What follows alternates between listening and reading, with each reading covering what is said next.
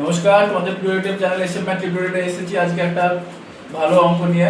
সামনে তোমাদের test exam, সেই এক্সামে এই প্রশ্নটা পেতে পারো। কি বলছে দেখো, যদি tan alpha plus cot alpha সমান 2 হয় তাহলে tan to the power 2026 alpha plus cot to the power 2026 আলফার মান কত?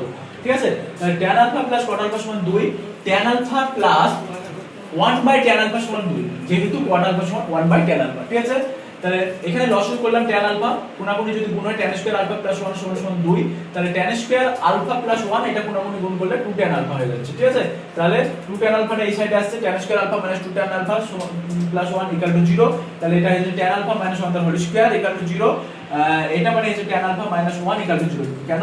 তার কারণ কোনো কিছুর বর্গ যদি স্কয়ারের মান যদি 0 হয় তাহলে তার ভেতরকার মানটা 0 হয়। তাহলে এখান থেকে tan আলফার মান কত পেয়ে যাচ্ছি আমরা? 1 পেয়ে যাচ্ছি। তাহলে tan to the power 2026 alpha plus cot to the power 2026 alpha সমান 1 to the power 2026 plus 1 to the power 2026। তাহলে কোনো কিছু পাওয়ার যদি 1 এর পাওয়ার যদি কোনো কিছু থাকে তার মান 1 ই হয়, তাহলে 1 প্লাস 1 সমান 2 অ্যানসার।